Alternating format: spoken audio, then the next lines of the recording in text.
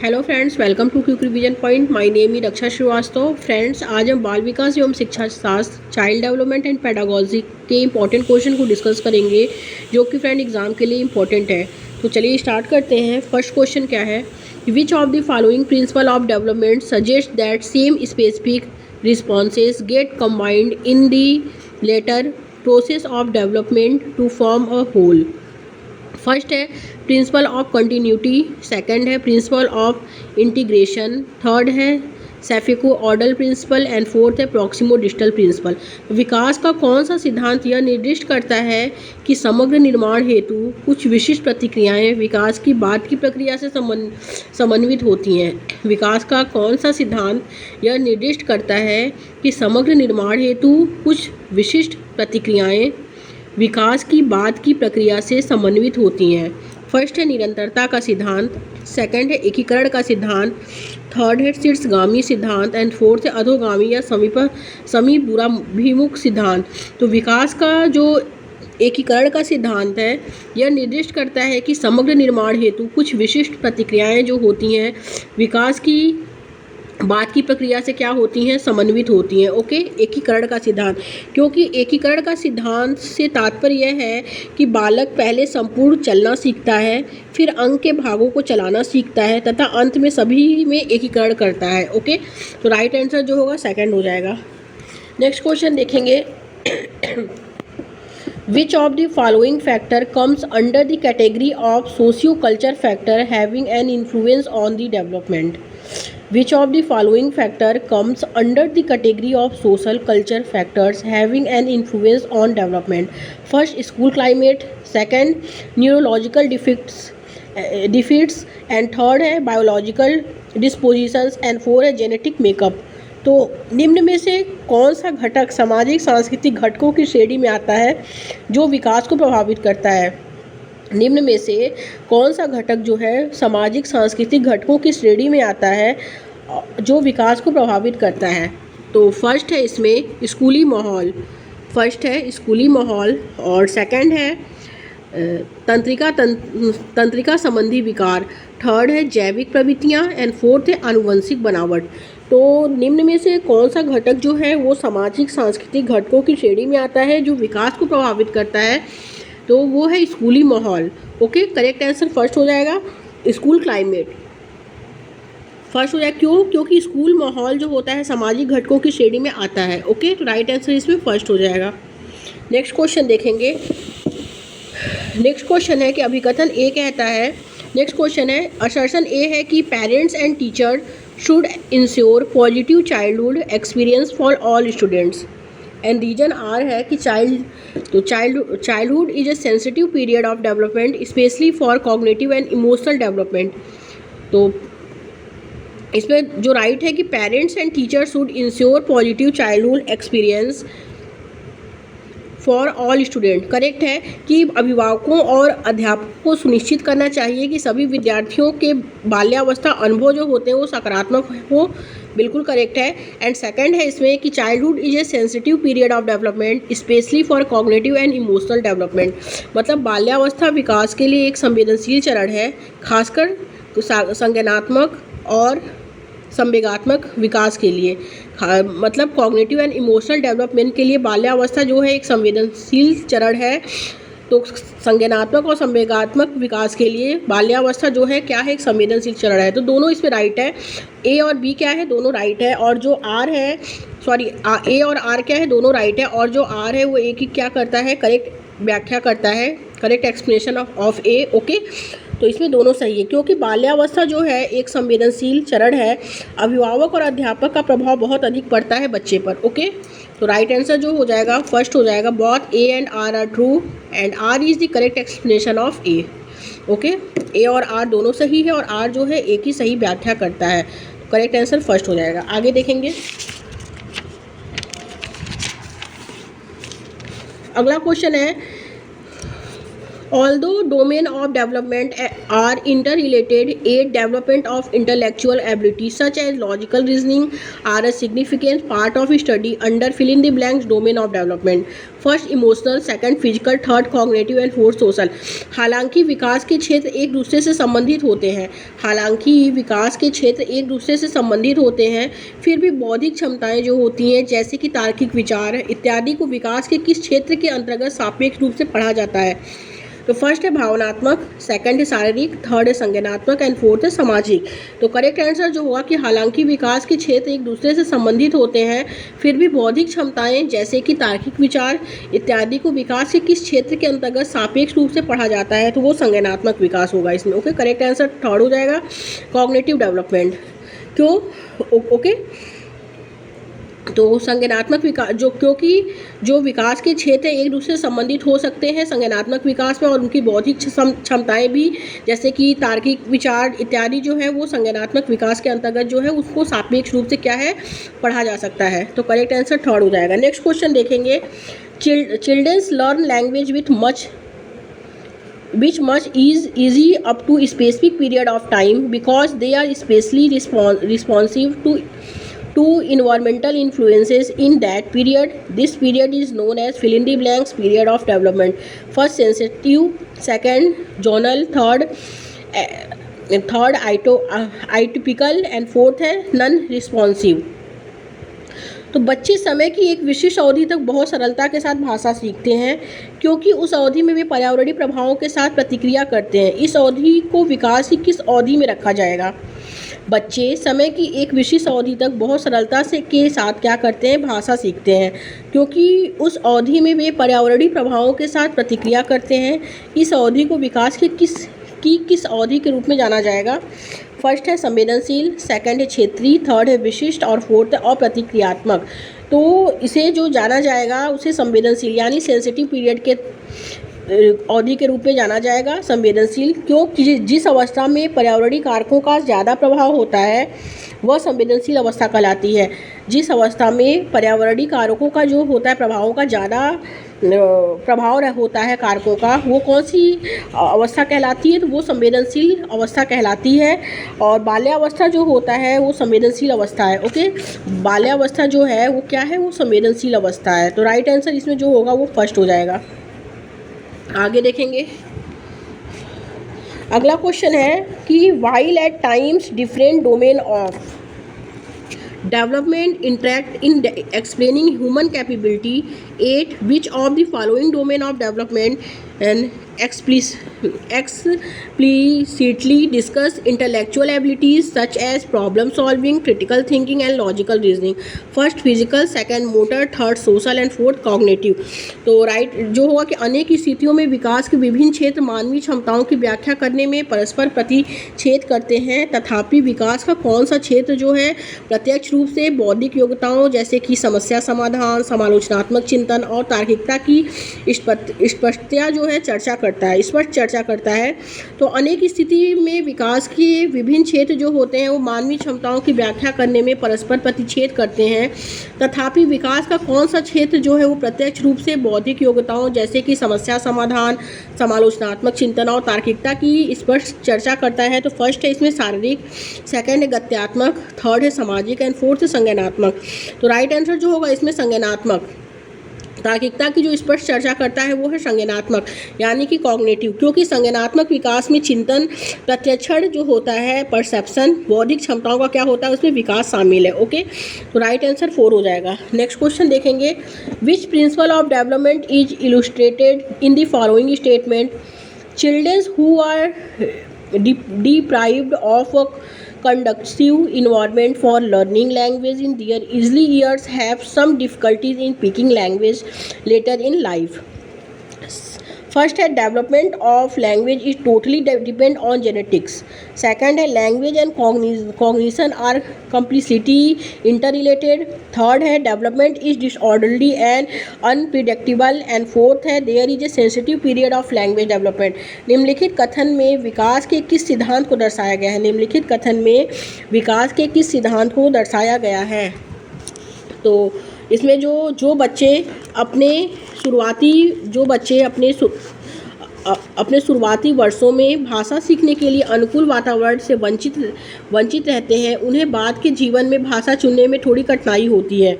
तो निम्नलिखित कथन में विकास के किस सिद्धांत को दर्शाया गया है, जिसमें जो बच्चे अपने शुरुआती वर्ष में भाषा सीखने के लिए अनुकूल वातावरण से वंचित रहते हैं, उन्हें बाद के जीवन में भाषा चुनने में थोड़ी कठिनाई होती है। तो फर्स्ट है, भाषा का विकास पूरी तरह आनुवंशिकी पर निर्भर है।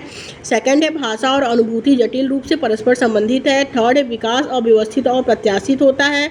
और फोर्थ है, भाषा के विकास का एक संवेदनशील काल है।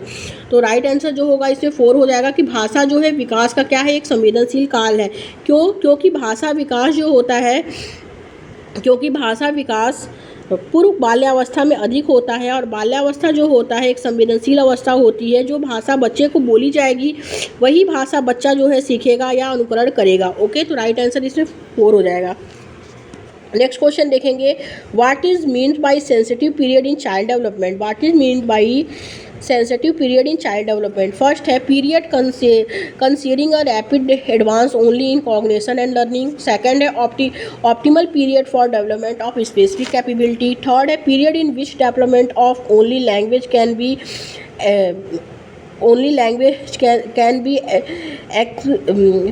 accelerated। एंड फोर्थ है, period at which physical growth is at its peak. तो बाल विकास में संवेदनशील अवधि का क्या अर्थ है। बाल विकास में संवेदनशील अवधि जो होती है उसका क्या अर्थ है। फर्स्ट है, केवल संज्ञान और सीखने में तेजी से प्रगति से संबंधित अवधि।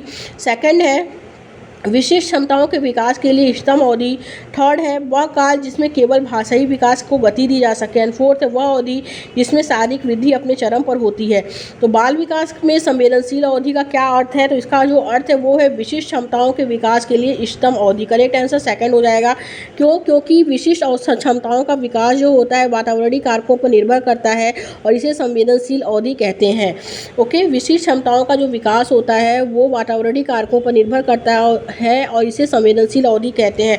तो विशिष्ट क्षमताओं के विकास के लिए इष्टतम अवधि। करेक्ट आंसर सेकंड हो जाएगा। नेक्स्ट क्वेश्चन देखेंगे। नेक्स्ट क्वेश्चन क्या है कि thought becomes abstract and idealistic during the period of. कि किस अवधि के दौरान विचार जो होता है अमूर्त और आदर्शवादी हो जाता है। तो अमूर्त और आदर्शवादी मतलब abstract and idealistic during the period.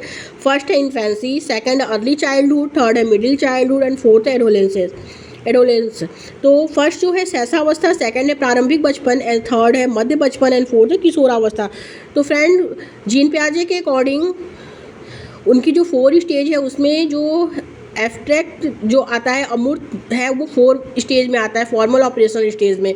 तो जो अमूर्त और आदर्शवादी हो जाते हैं जो विचार उसमें बच्चों के, तो वो होता है किशोरावस्था, एडोलेसेंसेस। ओके, करेक्ट आंसर 4 हो जाएगा क्योंकि अमूर्त चिंतन जो होता है 11+ वर्ष में शुरू होता है। ओके, और यह जो होता है ये किशोरावस्था यानी एडोलेसेंसेस की क्या है, कैरेक्टरिस्टिक्स है, विशेषता है। ओके, आगे देखेंगे। अगला क्वेश्चन क्या है, The social expectation at each stage. The social expectation at each stage of development is referred to as. First है डेवलपमेंटल टास्क, सेकंड है डेवलपमेंटल नीड्स, थर्ड है developmental hazards and fourth developmental domains. तो विकास के प्रत्येक चरण के लिए सामाजिक अपेक्षा को क्या कहा जाता है। विकास के प्रत्येक चरण के लिए सामाजिक अपेक्षा को क्या कहा जाता है। फर्स्ट है विकासात्मक कार्य, सेकंड है विकासात्मक आवश्यकताएं, थर्ड है विकासात्मक बाधाएं एंड फोर्थ है विकासात्मक क्षेत्र। तो विकास के क्षेत्र प्रत्येक चरण के लिए जो सामाजिक अपेक्षा होती है उसे क्या कहा जाता है, तो उसे डेवलपमेंटल टास्क यानी विकासात्मक कार्य कहा जाता है। क्योंकि सभी व्यक्तियों की विशेषता आयु में सामाजिक अपेक्षाएं क्या होती हैं, समान हो जाती हैं, जिसे विकासात्मक कार्य कहते हैं। ओके, तो राइट आंसर इसमें फर्स्ट हो जाएगा। आगे देखेंगे। अगला को है कि असर्शन ए कहता है cognitive development progress quite rapidly till middle childhood and then comes to a stop. और रीजन आर है कि human beings can not learn new things after the stage of middle childhood. तो आगे देखेंगे।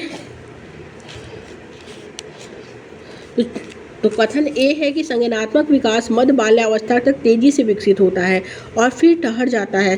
संज्ञानात्मक विकास मध्य बाल्यावस्था तक तेजी से विकसित होता है और फिर क्या होता है, ठहर जाता है। और तर्क आर है कि मानव मध्य बाल्यावस्था के चरण के बाद नई चीज़ें नहीं सीख सकते। तो इसमें राइट आंसर जो होगा कि वो कौन होगा, तो राइट जो होगा कि 4 होगा इसमें, कि संज्ञानात्मक विकास मध्य बाल्यावस्था तक तेजी से विकसित होता है और फिर ठहर जाता है, तो ये गलत है। और तर्क आर क्या है, तर्क आर है कि मानव मध्य बाल्यावस्था के चरण के बाद नई चीज़ें नहीं सीख सकते, तो ये भी गलत है। तो ए और आर क्या है, दोनों इसमें गलत है। क्यों? क्योंकि संज्ञानात्मक विकास किशोरावस्था में पूर्ण होता है और बच्चा जो है उम्र भर नई चीज़ें क्या करता है, सीखता है। ओके, तो राइट आंसर जो होगा वो 4 हो जाएगा। नेक्स्ट क्वेश्चन देखेंगे। असर्शन ए कहता है childrens of poor income families have very different childhood than childrens of high income families. Reason R है the period of childhood is experience differently by childrens across varying culture. तो इसमें जो होगा कि अभिकथन A कहता है कि आर्थिक रूप से कमज़ोर आय वाले परिवार के बच्चों का बचपन उच्च आय वाले परिवार के बच्चों की तुलना में बहुत अलग होता है। बिल्कुल करेक्ट है।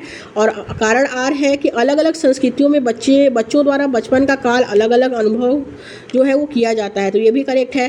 तो अलग अलग संस्कृतियों में बच्चों द्वारा बचपन का काल जो होता है अलग अलग अनुभव द्वारा किया जाता है, क्यों किया जाता है। तो ए और आर क्या है, इसमें दोनों सही है और आर जो है सही व्याख्या करता है ए की, क्योंकि बढ़ती उम्र के साथ बच्चों को जो अनुभव मिलता है वो उससे बच्चों का क्या होता है, विकास होता है और प्रत्येक बच्चे का विकास अपने ढंग से होता है और दूसरों से अलग होता है। ओके, बढ़ती उम्र के साथ बच्चों को जो अनुभव मिलता है उससे बच्चों का क्या होता है, विकास होता है और प्रत्येक बच्चे का जो विकास है अपने ढंग से होता है और दूसरे से अलग होता है। तो राइट आंसर जो होगा इसमें फर्स्ट हो जाएगा। नेक्स्ट क्वेश्चन देखेंगे। Which principle of development does this illustrate? Which principle of development does this illustrate? First क्या है, this child learn to stand before she can walk and babble before she talks. First है development is sequential, second है development proceed from head to toe, third है development is disorderly and fourth है development progresses from centre to the extremities. तो निम्नलिखित उदाहरण जो है विकास के किस सिद्धांत की व्याख्या करता है, निम्नलिखित उदाहरण विकास के किस सिद्धांत की व्याख्या करता है। एक बच्ची चलने से पहले खड़ा होना सीखती है और बोलने से पहले बड़बड़ाना। तो फर्स्ट है कि विकास क्रमबद्ध होता है, सेकंड है कि विकास क्रम सिर से पैर की ओर होता है और इसमें थर्ड क्या है, थर्ड है कि विकास अव्यवस्थित होता है और फोर्थ है विकास केंद्र से हाथ पैर की तरफ होता है। तो निम्नलिखित उदाहरण विकास के किस सिद्धांत की व्याख्या करते हैं कि एक बच्ची चलने से पहले खड़ा होना सीखती है और बोलने से पहले बड़बड़ाना, तो वो विकास क्रमबद्ध इसमें होता है। ओके, करेक्ट आंसर फर्स्ट हो जाएगा, क्योंकि विकास का क्रम जो होता है वो दिशा शीर्षगामी और अधोगामी होता है। तो राइट आंसर इसमें फर्स्ट हो जाएगा फ्रेंड्स। नेक्स्ट क्वेश्चन देखेंगे। Developmental changes first occur in an orderly and sequential manner, second occur at very fast pace in infancy and then there is no growth till adolescence, third always occur in a linear manner rather than a spiral manner, fourth occur in a forward manner till adolescence and then move backward। तो विकासात्मक परिवर्तन कैसे होता है, विकासात्मक परिवर्तन first है एक क्रमबद्ध और क्रमिक तरीके से होता है, सेकंड है सहसावस्था में बहुत तेज गति से होते हैं और फिर किशोरावस्था तक कोई वृद्धि नहीं होती है, थर्ड है हमेशा रैखिक तरीके से होते हैं चक्रीय ढंग से नहीं है, एंड फोर्थ है किशोरावस्था तक आगे की ओर होते हैं और पीछे की ओर बढ़ते हैं। तो विकासात्मक परिवर्तन जो होता है वो कैसे होता है, वो होता है कि एक क्रमबद्ध और क्रमिक तरीके से होता है विकासात्मक परिवर्तन। क्योंकि विकासात्मक परिवर्तन क्रमबद्ध और क्रमिक तरीके से होता है। ओके, विकासात्मक परिवर्तन जो होता है वो क्रमबद्ध और क्रमिक तरीके से होता है। तो राइट आंसर इसमें फर्स्ट हो जाएगा। नेक्स्ट देखेंगे। असर्शन ए है कि progress and path of development of children's can not be predicted accurately, and reason R है कि unique combinations of genetic and environmental factor can result in different path of change. तो बच्चों के विकास के मार्ग व प्रगति का सटीकता से पूर्वानुमान नहीं लगाया जा सकता है। बच्चों के विकास के मार्ग व प्रगति का सटीकता से पूर्वानुमान नहीं लगाया जा सकता है। और तर्क आर है कि आनुवंशिकता व पर्यावरणीय कारकों के अनूठा संयोजन बच्चों में अलग अलग बदलाव का क्या करते हैं, मार्ग तय करते हैं। तो ए और आर इसमें क्या है, दोनों करेक्ट है, और आर जो है वो ए की सही व्याख्या है। ओके, सही व्याख्या करता है ए की। तो करेक्ट आंसर इसमें फर्स्ट हो जाएगा, क्योंकि विकास का पूर्वानुमान कभी सटीक नहीं होता है। विकास का जो पूर्वानुमान है वो कभी सटीक नहीं होता है, यह अपेक्षाकृत है, और जिस पर वातावरण एवं आनुवंशिकता दोनों की अंतःक्रिया का क्या होता है, प्रभाव पड़ता है, और जिसमें बच्चों में व्यक्तिगत भिन्नता क्या होती है, मिलती है। ओके, कि विकास का जो पूर्वानुमान होता है कभी सटीक नहीं होता है, यह अपेक्षाकृत है, और जिस पर वातावरण एवं आनुवंशिकता मतलब हेरिडिटी एंड इन्वायरमेंट दोनों की अंतःक्रिया का जो होता है, दोनों को का इंटर रिलेशन होता है विकास पर। ओके, और जिसमें बच्चों में व्यक्तिगत भिन्नता क्या होती है, मिलती है। तो राइट आंसर जो होगा इसमें फर्स्ट हो जाएगा। Thank you friends.